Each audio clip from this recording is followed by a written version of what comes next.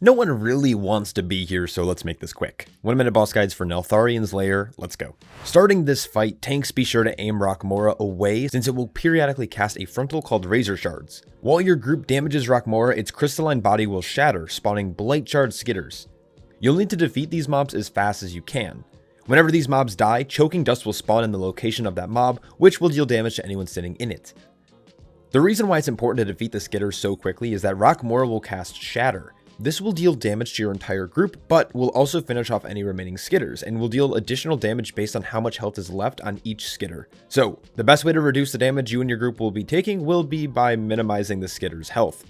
Lastly, Rokmora will cast Crystalline Ground, and while it looks pretty, it will deal a ton of damage to anyone who is moving, so be sure to stand still or move at your own risk. Starting this fight, tanks need to be aware of his tank buster called Sunder. This will deal nature damage to the primary target, which would be you. Next, Ularogg will cast Strike of the Mountain, which will spawn a pair of stone hands that will try to crush players.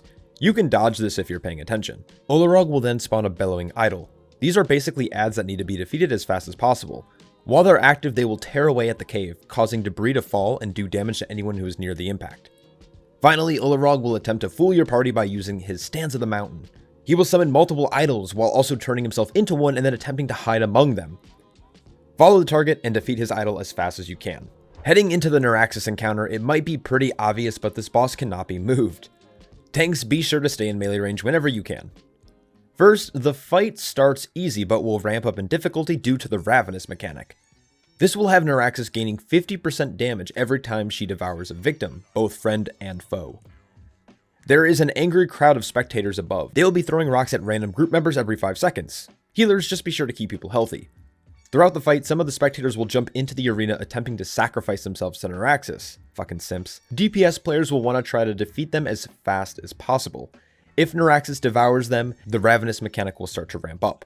Players need to keep an eye out for her Rancid Maw mechanic, which spews balls of venom at random targets. This will deal damage to anyone standing in it.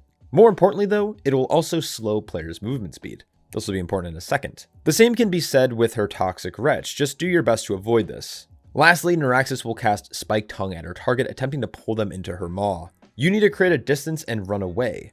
You can use the Rancid Maw pool on the ground to help slow your movement speed while being gripped. If she devours you, you'll take a bit of damage, but more importantly, reward Naraxas with another stack of Ravenous. Keep the Fanatics at bay and avoid her Toxic Spew. The first major mechanic in this fight is the tank combo. First, Dargrul will use Landslide, which slams the ground, knocking all enemies backwards. Following this, he will use Molten Crash, which will deal heavy nature damage to his target.